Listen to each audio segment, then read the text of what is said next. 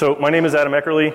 I'm the Senior Technical Marketing Architect in the Cloud Platform Business Unit. I cover vCenter Server, the clients, so like the vSphere web client that's going away. Hopefully you've all heard that. The vSphere client, and then also some of the vCenter architecture stuff. This is my colleague Ahmad. Hey, so Ahmad Yunus. I'm a Senior Technical Marketing Engineer, also in the Cloud Platform Business Unit. I cover the vCenter Server appliance. I cover migrations, so going from a Windows vCenter to the appliance. Also, VMware Cloud on AWS. Cool. So what we're going to talk about today is just kind of talk about vCenter high availability, what it takes to kind of introduce some availability to your vCenter. We'll tie that into the Platform Services Controller and the requirements there. And just general kind of how to make your environment a little bit more resilient. All right. We got to show the mandatory disclaimer slide. So first things first, we've got a couple different ways to deploy vCenter. The first is with an embedded PSC. So hopefully everybody is familiar with the PSC. Anybody not on at least 6.0? A handful? Okay, well, I'll try to explain it a little bit. But basically, the PSC is kind of the next evolution of SSO. Things like licensing, authentication sources, tags, tag categories, global permissions, custom rules. Those things now live at the PSC layer, whereas before they kind of lived down at the vCenter level. So the embedded PSC is obviously more simple. Everything kind of runs on one box, nice, consolidated. And then we have another way to deploy in order to get enhanced link mode, which is with an external PSC. So two separate machines kind of running in conjunction with each other. One thing that should be noted about the embedded deployment is it's been said that they're only good for dev, test, lab environments, and that's not true. It will actually support the full scale of the maximums guide, so it doesn't matter if it's embedded or external. At the end of the day, like Adam said, the question you have to ask yourself is, do I need enhanced link mode? If the answer is yes, then you're going to go with the external deployment. If the answer is no, well, then you're going to go with the embedded deployment. Yeah. So this is a really important point, and we're going to kind of belabor it a little bit. If you don't need enhanced link mode, or you're going to think that you don't get a whole lot of value out of it for whatever reason, or you need the vCenters to remain separate and autonomous from each other, enhanced link mode may not make that much sense for you. So, it's not like ELM is something that is the bee's knees for every single vCenter, right? So it's a tactical decision that you need to make. Do you want enhanced link mode or not? Because if you don't want it, there's really no reason at all to deploy an external PSC. And the reason why we're talking about this in the first place from an availability perspective, right? If you have an external PSC, you also need to make that highly available if you're going to go through the trouble to make your vCenter highly available, right? So there's some complexity, some considerations there. So if you don't need enhanced link mode, stick with an embedded PSC, right? It's durable. You don't need a lot to get it going, right? The Hulk, he just, he doesn't need any extra gear. And then you've got Tony Stark or Iron Man that, he's got this suit. They both can kind of accomplish very similar things. One is not necessarily better or worse than the other. They're just different, right? And there are different considerations that go along with them. Well, come on now. Tony Stark is kind of complicated, just like the external deployment can be, right? Yeah. But by the way, if you are at all offended, like if you're just super into comic books, please bear with us because we do some interesting things with the characters, and it's just supposed to be all in fun. So if you're a DC person versus a Marvel person, just don't get mad, please. But it really is that simple, right? We want to ask that one simple question on whether to decide if we're going to go embedded or external. So kind of switching gears. We've got, I can hear the laughs as you're reading the slides. So if we want to deploy this thing out, right, let's say that we do want enhanced link mode, right? One of the most common things that Ahmad and I get asked about is, okay, I kind of understand the external PSC. I kind of understand enhanced linked mode, but how does this play out in sort of a multi-site kind of scenario. You know, most customers have multiple locations, and so they want to have this single point of management across multiple different vCenters, multiple different locations. So we start out with Justice League headquarters, and we've got an external PSC, we've got a couple of vCenters, so we can log into either of those vCenters, and we can see and manage everything that the other vCenter is managing, right? From hosts to licensing to VMs, all that kind of stuff. And then what if we put this over to another location, which we don't know exactly where it's at, but the Batcave also has a PSC and a vCenter, because Batman needs to manage his stuff too. And then we'll throw a third site out there so Superman can get in the mix. So I was just going to comment about the construct of sites. When we talk about sites for the PSC, we're talking about a logical boundary. So a way to group PSCs together. That's really all sites are. So please don't make it any more complicated than it needs to be. We've had some customers try to do some pretty interesting things with sites, creating one large site. And while there's nothing wrong with that, later on you could get yourself potentially in some trouble as we start talking about latency and things like that, which we'll cover as we go through the availability options. Yeah, SSO sites are really intended to align with physical locations. Just like you have sites in Active Directory, it's a very similar construct. So just be aware of that, and as Ahmad's saying, just be careful if you're going to try to game the system a little bit. Just create sites, SSO sites that align with your physical locations. So we've got enhanced link mode, right? Within the site, across the sites, all the vCenters can talk to each other. We log into, you know, Superman can log into his vCenter and he can manage Batman's vCenter and the vCenters at the Justice League HQ, as long as he had permissions to do that, of course, right? So does anybody kind of notice maybe an issue in this kind of architecture?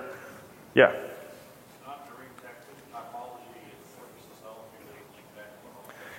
So the gentleman astutely points out that we sort of have a single point of failure. If we lost a PSC, we'd have some replication split brain issues. So one of the things that we're going to talk about now is kind of our recommended solution. This isn't required, so keep that in mind. But you know, Ahmad and I will talk about sort of what happens in this scenario. So let me do the animation here, see what happens. Yep, okay, we blew up a PSC. Okay, so first thing is first. As you can see from the diagram here, we have a nice linear topology, right? We want to make sure that the PSCs are nice and, you know, replicating bidirectionally. We don't want to create any kind of mesh or mess, as we call it, because you can get yourself into some troubles. The PSCs are multi-master. So the same data is being replicated across, right? So your licensing, your custom roles, global permissions, certs, etc., all being replicated across.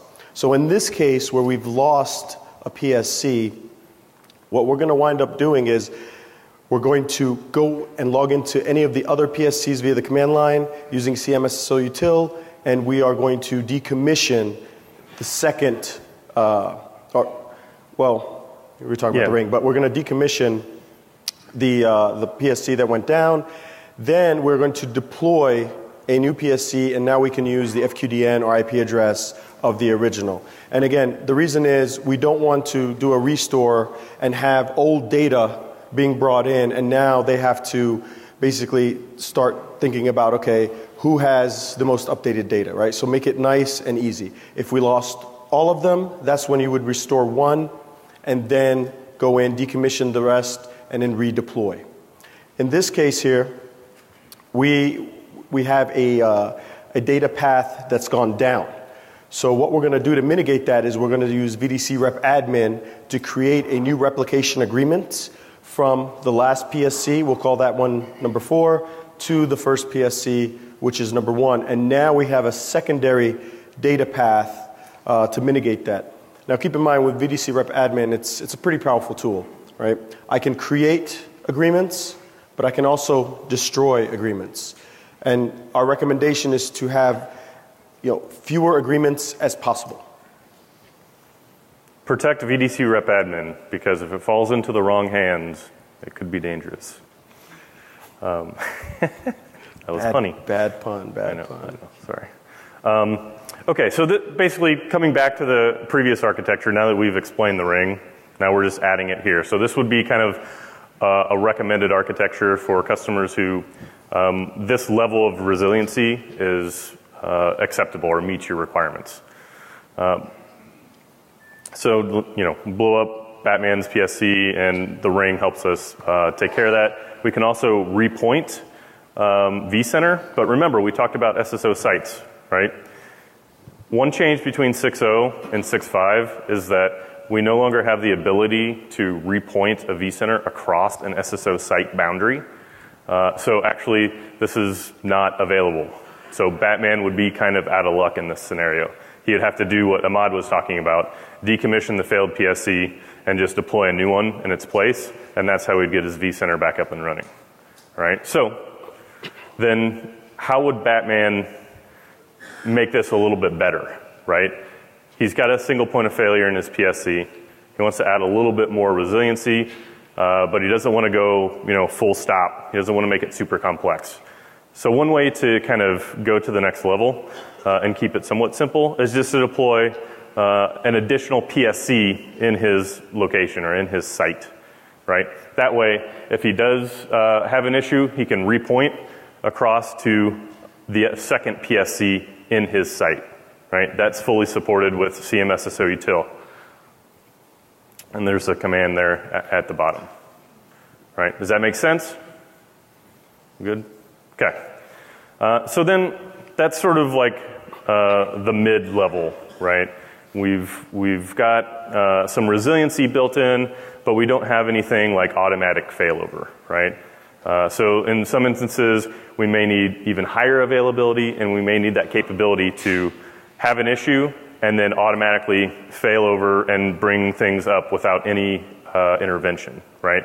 So that's when we kind of bring the load balancer into the picture, right? It's good for a few things, right? Of course, otherwise we wouldn't be talking about it. The automated failover is pretty much the key reason people will put a load balancer in front of the PSCs. We support up to 4 PSCs within a site behind a load balancer. So to kind of say that another way, if you have a load balancer, they need to be LTMs or local traffic managers, and you need to have them in each location. We don't do things like global load balancing or GTMs. So you need to have a set in each of your locations. If you choose, you can mix and match. I'll show on the next slide kind of what this would look like in our familiar scenario. But and also, the load balancers don't really balance load. It's simply there for an automatic failover mechanism. So don't think that if you put 4 PSCs behind a load balancer, you're going to get some better performance gain. That's not really what it's meant for. So what I mean by active-active sort of, you can get different vCenters to attach to different PSCs behind the load balancer, but the load balancer is not going to switch them around based on any kind of load algorithm or anything like that. Right? And this is a change from 6.0. In 6.0, we had static assignments, so it was more of an active-passive. There was only one PSC that was servicing vCenters. In 6.5, we've changed it a little bit, so you can actually have multiple active PSCs behind the load balancer. You want to talk about maybe why not load balancing? Well, before I go into the why, we do support NSX, F5, and NetScalers. As far as the reason why we offer a load balancer option, but at the same time, it does add complexity to your deployment. And like Adam says, it is allowing automatic failover, but now that I add this thing, when it comes to upgrades, for example, that's one other piece that I have to go and touch. Also, it adds, I have to deal with my security team or my network team, and who wants to deal with those guys? Don't tell Mike Foley I said that. It also, again, as Adam said, it's not truly load balancing the traffic, right? Again, just there for automatic failover. So depending on your requirement, right, if you want to sleep at night and not worry about, hey, PSC 1 went down, well, you can go to sleep. It's automatically going to fail over to PSC number 2. And when you get back in the office the next morning, you can figure out why. If you don't want the complexity, then just like the slide we showed earlier, you can do the manual intervention. And keep in mind, this not only works for vCenter, but it also works for any solution that uses the PSC for authentication. So if you have like SRM or VROPs in your environment, then those will automatically get repointed as well. Cool. So now let's kind of apply this to our familiar scenario, right? Justice League HQ, you know, they've got a lot of superheroes depending on that infrastructure, so they want the load balancer. They have high availability requirements, and so they've got the load balancer and everything. Batman, you know, he's stubborn. He's like, I don't need that stuff. He wants to keep it simple, so he doesn't have to deploy the load balancer. The point being is it doesn't have to be uniform across your infrastructure.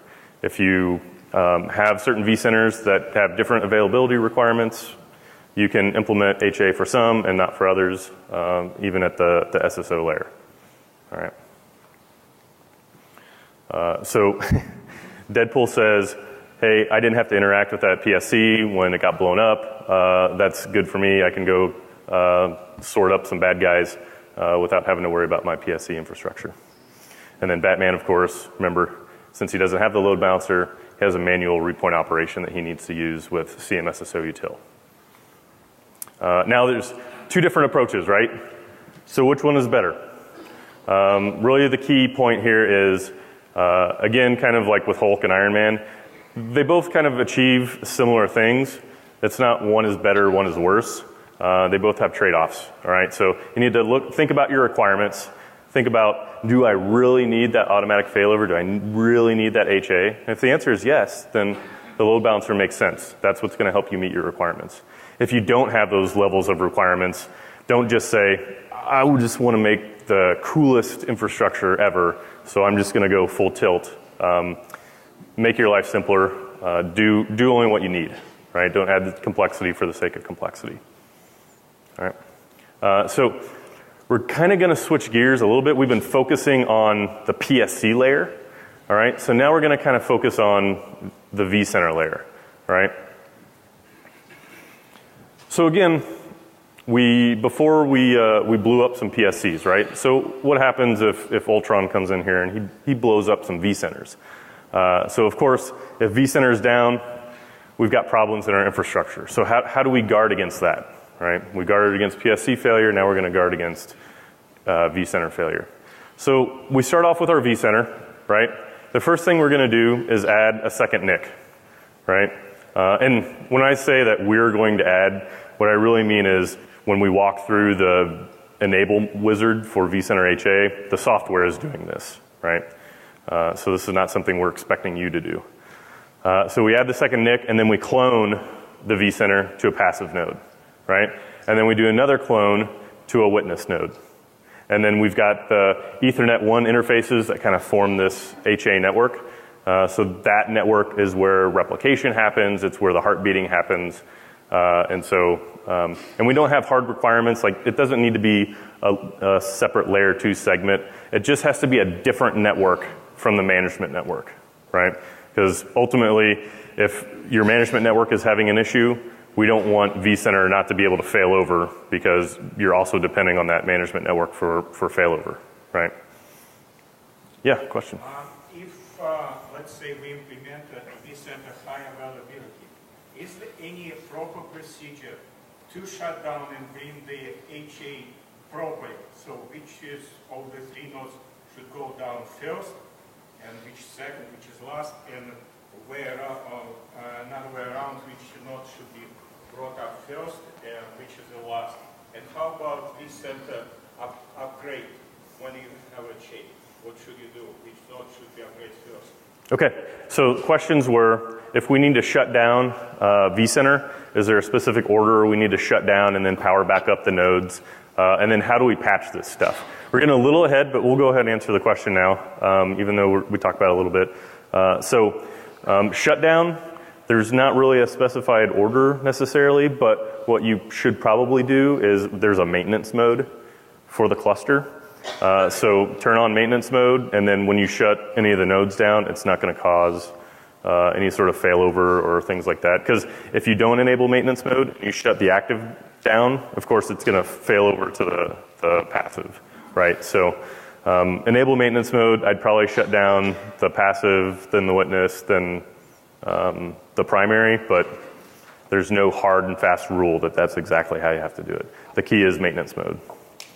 Yep. And then patching, so patching and updates, patch the passive, patch the witness, then failover, then patch the old active. Again, enable maintenance mode first before you do that.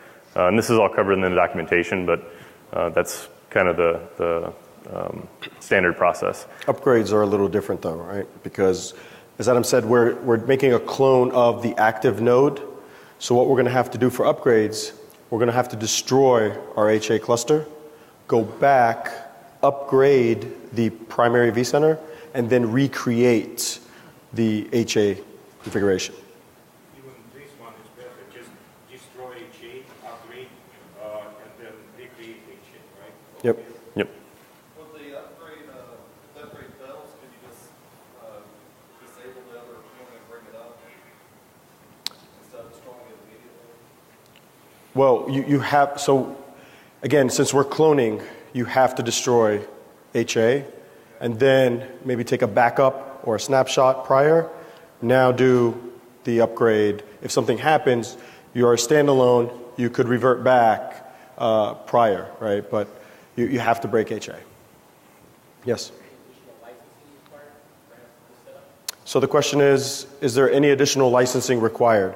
And that's the beauty of vCenter HA, is your current vCenter license supports this. So you don't need additional licensing for this configuration. vCenter Server standard. Standard, yes. Yep. If you have Essentials, you won't have the VCHA feature, but as long as you have standard, and it's one license, right? This is not, you don't need 3 licenses for this. It's just a single license. Oh, by the way, like if you do sort of have a premeditated question that you're thinking about, just pop up to a mic and then we'll work you in that so everybody can hear, plus it's being recorded, so we would appreciate that. So now we've got the clones set up, right? Oh, and by the way, we resized the witness down to 1 vCPU, 1 gig of RAM, you know, because it's just providing quorum, it's not in a data path, so it's relatively lightweight. Now we can start replication. So there's 2 types of replication. One is synchronous database replication. So we're just using native PostgreSQL replication. It's a mature technology, no reason for us to sprinkle any VMware magic on it, and it works really well. So we're doing that synchronous replication, and then there's also some stuff on the file system we need to replicate over, certificates, some configuration files and things. So those get replicated via rsync. If you've ever lived in the Linux or Unix world, you'll be familiar with rsync. Again, very mature technology, and it's an asynchronous setup in this case. So we're really close to 0 RPO recovery point objective. So basically, if there's a failure, it's it's somewhat unlikely that you'll have any data loss because rsync is you know, sort of on-demand replicating those changes over when we detect, you know, a file change. And they're pretty static files in the grand scheme of things, plus they're relatively small. So I can't say 0 RPO because it is async, but, you know, it's pretty near 0, right? So let's kind of walk through, like, what happens during a failover, right? So we come in and we lose our active node. You can see that replication has stopped, right? And so the next thing that you should see as an administrator is this splash screen. So if you're in the web client, you're working and something happens with the vCenter, you should get redirected to this page, right? And then once vCenter comes back up and the failover completes, you'll automatically get redirected to the login screen so you can log back in.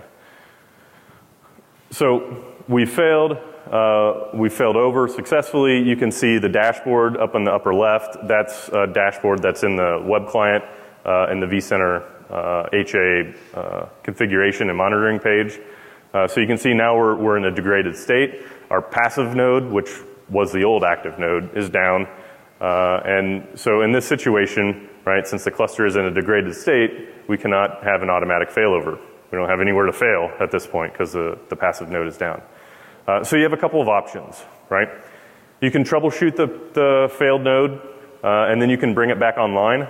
And once you bring it back online, it'll talk to the other cluster nodes and determine that, hey, it's a passive node, and it'll reestablish replication going back the other direction. And that's kind of the easiest way to go. But if it's just, I need to get my cluster back in a protected state as quickly as possible. I don't want to worry about troubleshooting. I don't care what the root cause was. I just want to get my vCenter back protected again. You can actually go into the web client and just, after you destroy that VM that's failed, you can just click redeploy, and we'll spin up another fresh clone of vCenter and bring the cluster right back up in the protected state.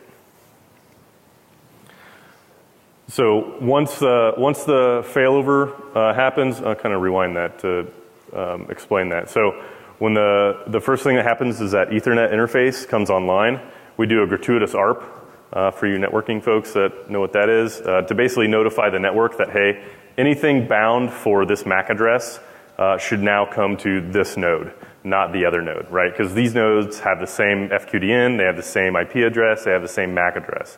We're not doing any sort of network abstraction here, right? We're keeping it simple. So when the passive node is passive, its interface is admin down. When it becomes active, we just admin up, right? Then however we want to restore the passive node, we've done that. You see replication gets reestablished back in the other direction, and you can see from the dashboard, hey, our cluster is good to go again. So what about the witness, right? So we fail the witness. You can see we go down to a degraded state. And again, because the cluster is in a degraded state, we don't necessarily have quorum. So if we had the active node fail in this scenario, we would not automatically fail over, right? So just keep that in mind, and it's important to kind of monitor and make sure that the cluster is in a healthy state, because we need the cluster healthy in order to do an automatic failover. Now there are ways to force failovers via CLI or even in the UI, so you have those options available to you. But just again, make sure things stay in a healthy state, and you'll be in good shape. So for the vCenters, you've got them cloned for each one. Say you got large-scale deployment where it's 16 CPU, 32 gigs memory. For the witness, is that just like a smaller version of it, or is it still full-scale 16, 32? So we do a full clone, and then we automatically resize it down to 1 vCPU and 1 gig of RAM. Thanks. Yep. You'll still see the same number of disks though, right? So we have about 11 or 12 disks. That will stay consistent. Yeah, but especially if you're not doing thin provisioning on your vCenters, which is fine, but on the witness node, there's really no reason not to do thin provisioning. So even though the storage footprint will be the same, you can at least get around it by thin provisioning. Again, not a lot of I/O happening on the witness, right? 2 quick questions. Available in 6.5 and not 6.0, is this correct? Yes. That is correct. Second question. Currently, we use Net Backup to do snapshot backups of our virtual center server. Is that going to be a problem in this type of a scenario? You only need to back up the active. Okay, so we should always just back up the active. Yeah, and for the appliance, you need to use anything that leverages the APIs via VADP, right? So image level only backups are what we support. Sure. Or we have in 6.5 our file-based backup as well. Okay, sounds good. Thank you. Yep.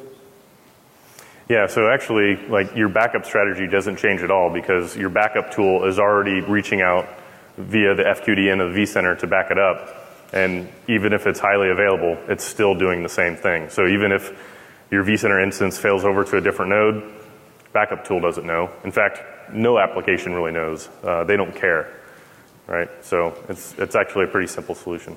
Yeah. On the management network, do you have to enable forged transmits and MAC address changes in order for the failover to happen, like on some clustered applications? No, not for VCHA. Okay. You create a standard port group or distributed port group, whatever, just another regular port group with a right VLAN, and that's it. Thanks. Cool.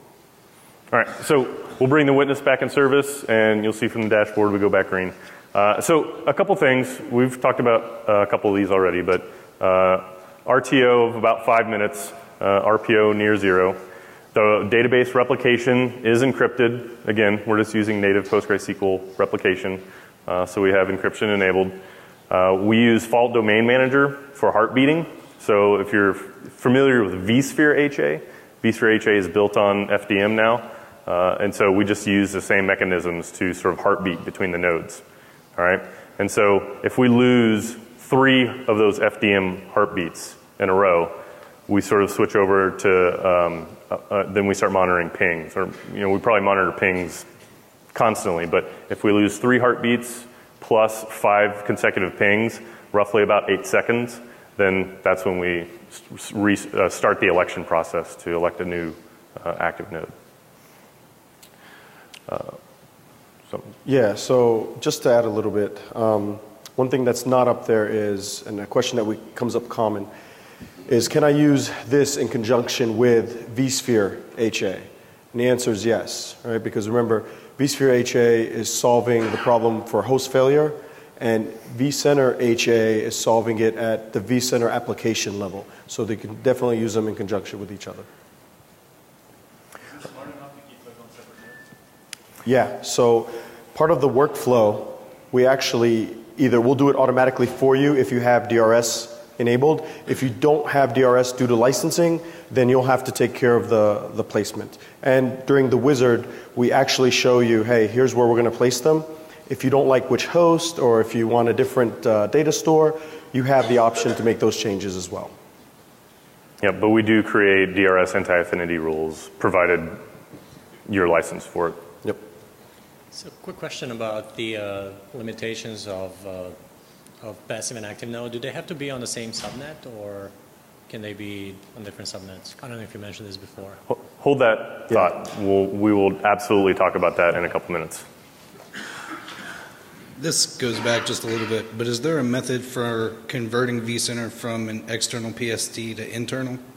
So there's no tool available to take you from external to embedded, but if that's the direction you want to go in, you could do something like deploy a new vCenter, an embedded vCenter, and if it's in the same SSO domain, you can use something like cross vCenter vMotion to move things to the new vCenter.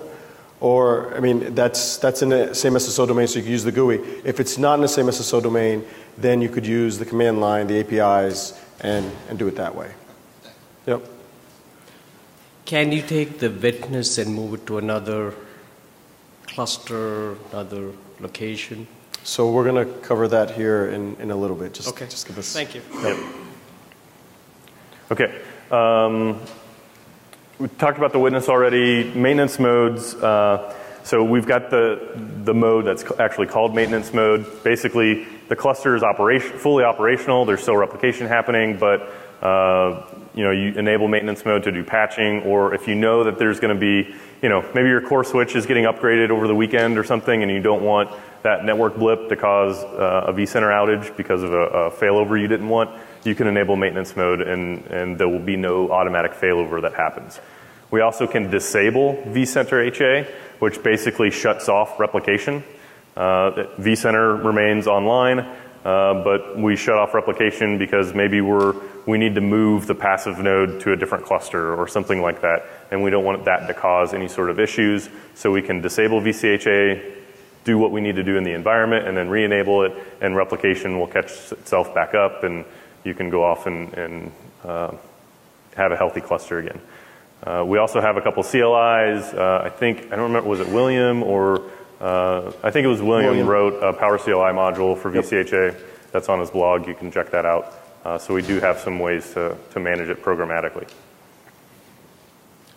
2 questions. One, either the last VMworld year or the one before that, I think it was last year, it was recommended in sessions to do external PSCs for certificate issues and stuff like that. I've even called PSO for related issues, and they even hinted that embedded may not be supported in the future. Now, that clearly looks like that's not the case. So for me, But well, I guess that's not the case. Is there, taking HA out of this, is there any advantage of going to external PSC beyond the linked mode? So I'm speculating because I wasn't in those sessions, unless they were my session or our session. But probably what they were saying is that we did deprecate the ability for embedded PSCs to replicate with each other. So again, that's where the recommendation comes from of if you want enhanced link mode, you need to go to an external PSC. If you don't want enhanced link mode, embedded PSC, which could do enhanced link mode prior, like in 6.0, and even 5.5 embedded SSO could do that, but we deprecated it. It's not that we're removing the embedded PSC, it's that we remove support for enhanced link mode with embedded Well, this was PSC. more about common problems with doing an embedded PSC, that it was recommended explicitly not to do that. You want to go external PSC, and that was kind of hammered. So that's why I'm curious, are those issues been addressed in 6.5? So again, the embedded solution does support the entire scale. We have some large customers that have deployed the embedded and are using it at scale, right? So the maximums. So there's no issues using the embedded deployment model. It's just a matter of, again, do you want enhanced link mode? Externalize. If you don't, stay simple, stay embedded. Next question is, someone else already asked, is it on the roadmap to figure out, to have an easy way to go back to embedded? Because I've pretty much told all my customers to go with external PSCs. They may be able to take advantage of HA, but now, I mean, that's, it's kind of a pain. Unfortunately, we can't talk about futures, so Okay. yeah. It's not that uncommon of a request, though, so yeah. Okay, so let's just kind of compare. Okay. I had a split brain question. Okay. Say node 1 is active and node 1 loses network with the witness. So witness just says node 1's down, I'm going to promote node 2. But node 1 still thinks it's active. Both of them are, I'm guessing, ARPing saying, hey, I'm my vCenter. How does that work? Or is there a way around that? So if the active becomes isolated, it cannot talk to the passive or the witness. It itself will say, oh, I don't know if I need to be active, or I don't know if I should be. I'm going to become the passive node. Okay. Yep. One kind of extension of that is if we have total isolation, none of the three nodes can talk to each other on the VCHA network. In order for vCenter to protect itself and not run into that split brain or multiple actives, vCenter, the instance will shut itself down, right? Because it doesn't know who should be active, who should be passive, so it'll shut itself down. And then once you restore communication, you can bring vCenter HA back online. Going back to one of your questions you just had about internal or external PSC to an internal one, how would that affect with the Nexus 1000V? Well, might be a mess. Well, so I know this is probably not the answer you're looking for, and I'm dodging a little bit, but if you're on the 1000V, I mean, the days of the 1000V are numbered anyway, so we've got an easy button script to migrate away from the 1000V to the VMware distributed switch. It doesn't really answer your question or solve that problem, but if you're not using the 1000V, then it's kind of moot anyway. So get away from that. Yeah, so 6.5 Update 1 is the last release that will support third-party virtual switches. Oh, that's good to know. Yep. Thank you. Cool. All right, so we're just going to compare quickly some HA solutions and how it relates. So we supported doing Microsoft cluster, or MSCS or Windows Server failover clustering, and putting vCenter on top of that if you're running a Windows-based vCenter. But it was very complex. There wasn't really a robust backup strategy or patching strategy or update strategy. You needed physical mode RDMs, and I could go on and on about how complex and not a great solution it was. But those days are over, right? Because we've announced deprecation of Windows vCenter, so everybody should be migrating to the VCSA. Did anybody not hear that announcement? Like, is that news to anybody? I'm just curious because sometimes we make these announcements and you're not sure like who it reaches and who it doesn't. So if you're just now learning that we announced Windows vCenter deprecation, raise it proud. Okay. Cool. If you have time and you want to come up and talk briefly afterwards, I'd love to learn, like how better we can reach you for, big announcements like that. So that would be appreciated. So vSphere HA, it's a cluster construct, right? So while Ahmad talked about how we can leverage kind of both together, vCenter HA and vSphere HA, that's absolutely the case, and we think customers should do that. But if we're looking at vSphere HA to protect vCenter, it's not an application-aware function. It lives at the cluster level. So if you had a cluster failure, vCenter couldn't fail over, or any VM for that matter, it wouldn't fail over to a different cluster, right? It has to fail over within the cluster. And so it's just not quite as good as vCenter HA in terms of, we're looking at the application. We're looking at the individual services that make up vCenter. And we actually have different tiers of services that make up vCenter. So there are certain services that could be down and might not cause a vCenter to fail over, right? Because some, let's take, I'm trying to think of an example. Maybe like, I don't know, like the API endpoint, if that goes down, yes, we absolutely want to fail vCenter over. But maybe like some of the logging services, if they go down, do we really need a failover? Maybe not. So we'll alert you and you can troubleshoot and bring those services back online and not take the whole thing down. Just know that. So it's very robust. We don't need shared storage, which is a big plus. So you could put nodes, like Ahmad was saying, you can pick wherever you want to put the nodes. It doesn't have to be in the same cluster. It doesn't even have to be in the same data center, which we'll get to. But it's a very flexible solution. So vCenter HA does add some value above and beyond the other things that we've had. Okay, so as we've talked about this many times, enhanced link mode, yes or no, right?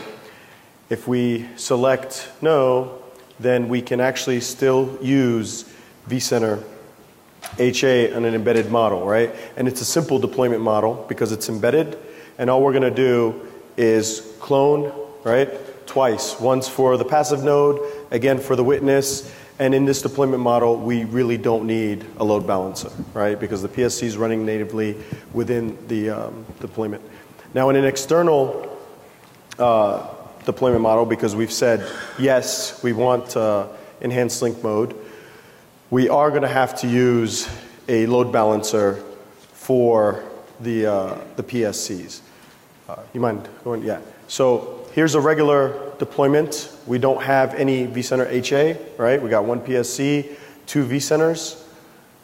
We have replication being configured between the 2 PSCs and 2 different sites within the boundary of the vSphere SSO domain.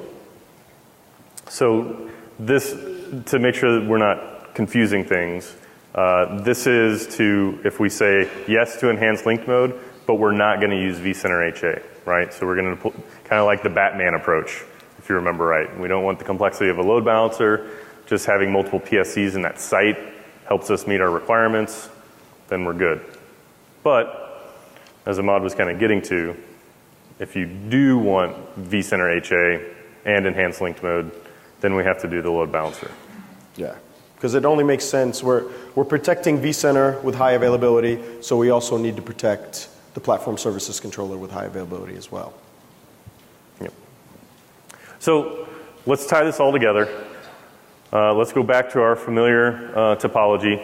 I took a couple of vCenters out because of room, but again, we can sort of choose where we want to deploy these different HA technologies. It doesn't need to be uniform across the infrastructure. Obviously, if you want to make it uniform across the infrastructure, that might make operations more simple if everything is consistent. But you don't have to. You can deploy vCHA on certain vCenters and not on others. Right? Same with the load balancers. So now we've got, as we're kind of winding down, we get some common questions. We've addressed some of these, so thank you for asking them. We've talked about the load balancer. Basically, why would you make your vCenter highly available but still have a single point of failure at the PSC layer? Can we use something other than a clone of vCenter for the witness? Not today. We're looking at ways to improve the architecture, so look for that in the future potentially. But you do need to use the witness that we provide you. Performance impact, there is a white paper. It's kind of a mouthful. The vCenter server, high availability, performance and best practices white paper. I think that's it. Google for that, or just go on VMware.com, and you should find it in the vSphere section.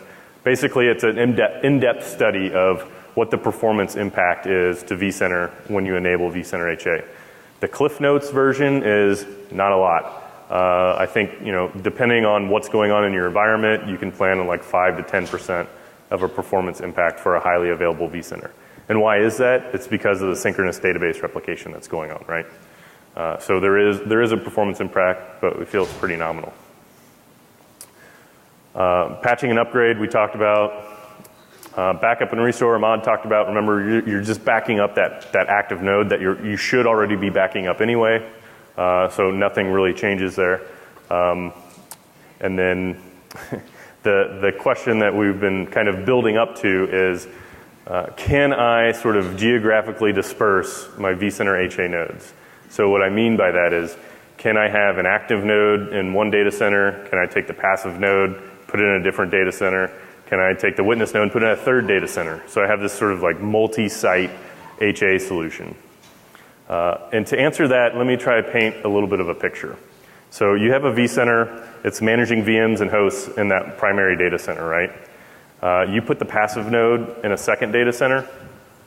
That's great that if you have a problem in data center A, your vCenter is up and running in vCenter B, or data center B, but all the infrastructure that vCenter is managing is still over in that other data center that is potentially down or inaccessible, right? So doing this doesn't add a whole lot of value.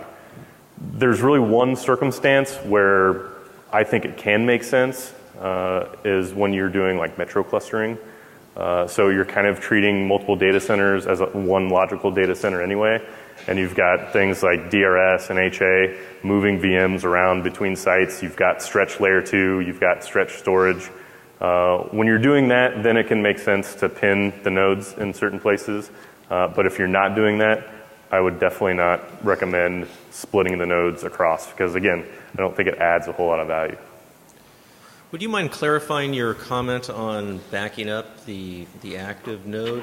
Because if a failover happens and the active is now the passive, you're no longer, and you're only backing up the first one, you're no longer backing up the active, right? No, because, well, it depends on your backup tool. If your backup tool is referencing vCenter by the FQDN, okay. It's just, yeah, it doesn't matter where the instance is living. Yeah, ours is referencing it by the objects within vCenter, so. Okay. Yeah, that's not going to work. You might have to, well, let's talk offline. Thanks. Yeah. So another thing to consider is we have the maximums, right? So in 6.5, we're allowed 10 vCenter servers, right?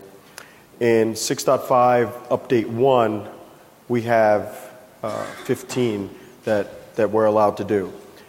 The HA functionality does not go against that number. So you can have up to 15 vCenter servers in 6.5 update 1, and you can use vCenter HA, and it's not going to because you have to deploy and clone, it's not going to shrink that number down. Yep, good point.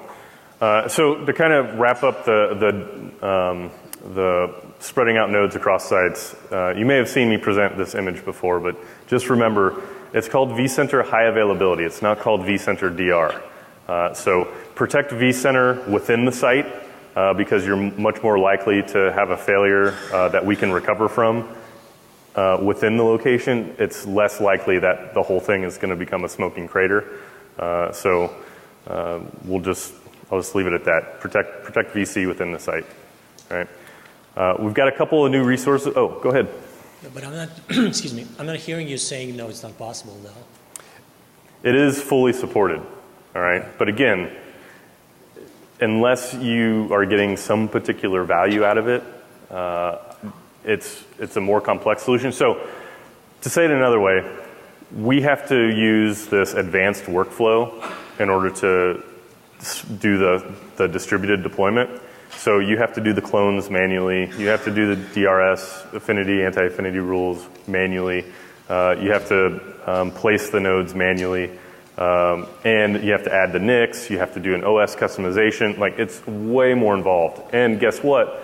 If you have a problem or when you do an upgrade and you have to destroy and re-enable HA, you got to go through all that again, right? So there's some stuff there that you really need to think about before you would do it. All right, cool. Thanks. Sure.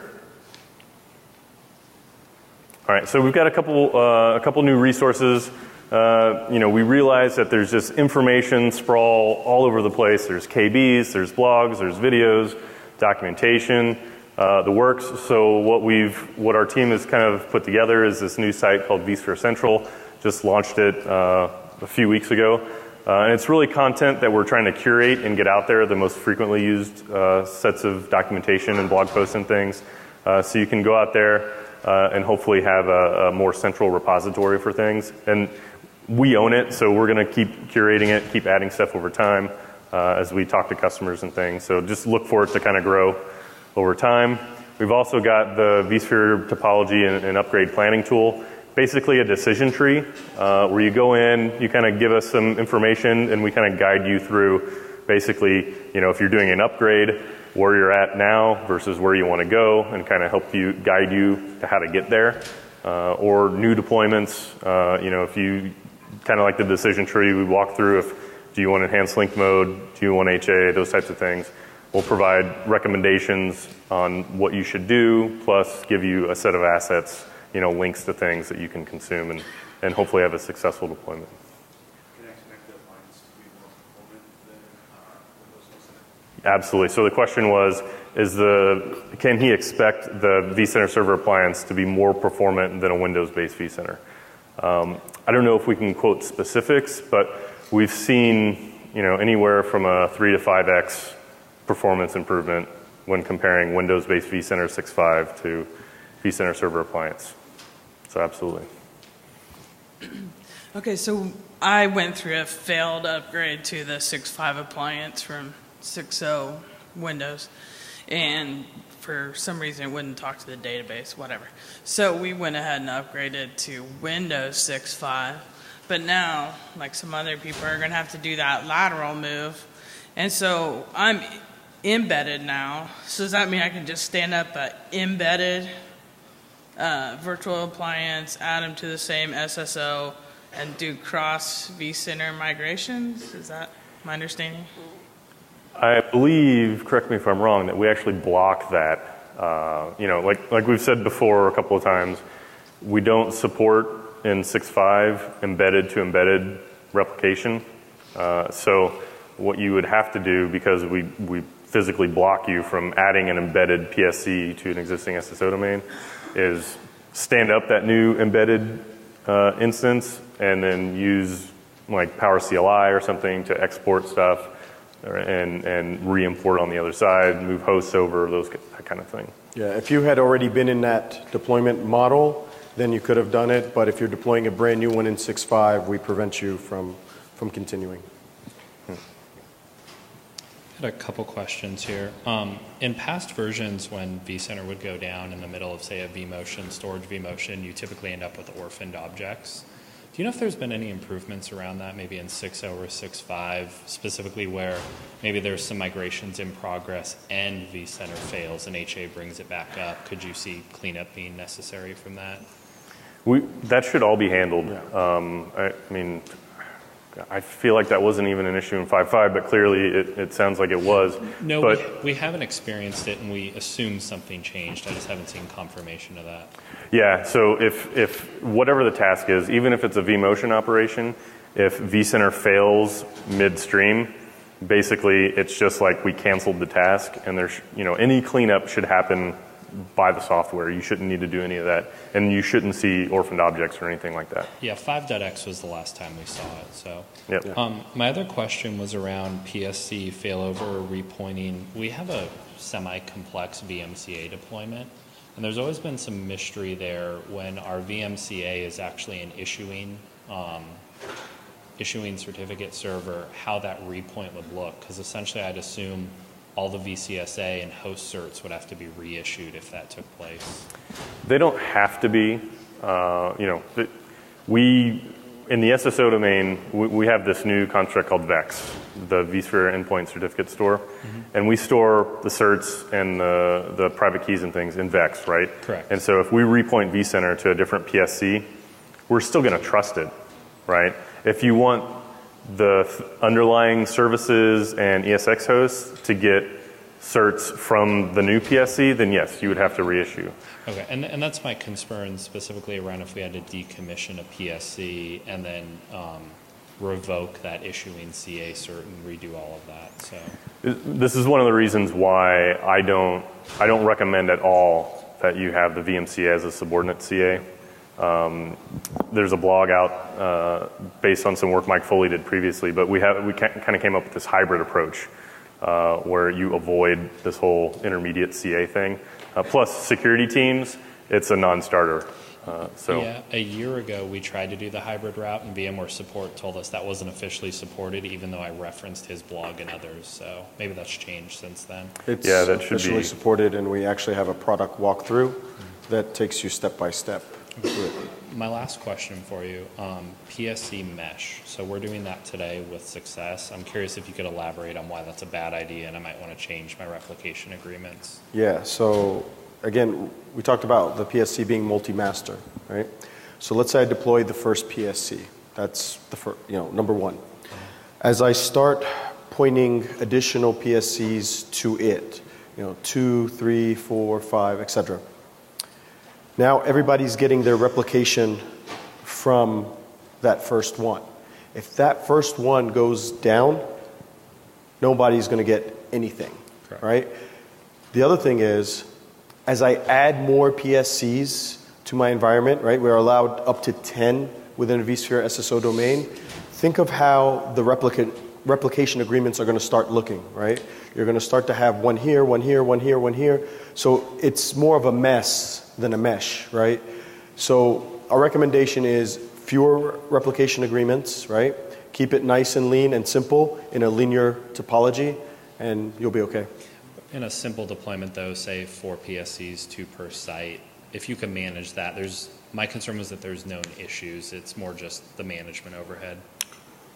Well, again, you can deploy, 1 and 2 are talking to each other. When you bring in 3, have it talk to 2. Mm-hmm. When you bring in 4, have it talk to 3. And then at the end, just like we showed earlier, you can create that ring and have 2 data paths. And there you're not going to have any collisions, you're not going to have any issues, whereas in a mesh you could potentially have collisions or other issues. I see. Okay. Finally, PSC HA with a load balancer in the past required SSO sites to be configured appropriately. Has anything changed there? Basically, you couldn't build PSC HA unless the PSCs were in the same site.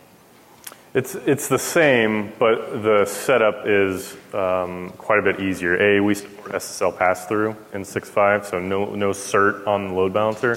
And then so in 6.0, what you had to do, and it sounds like you're familiar with this process, is you got an external PSC, you want to add HA to it, you had to stand up 2 new PSCs in their own SSO site, repoint, and then decommission the original PSC. In 6.5, you can take a standalone PSC and just add a second PSC in the same site and just repoint to the VIP once it's set up. So it's a little bit more streamlined, and I think the folks in documentation and who wrote the KBs have done a little bit cleaner job of it with 6.5, so it should be a little bit easier and more straightforward. Thank you. Sure.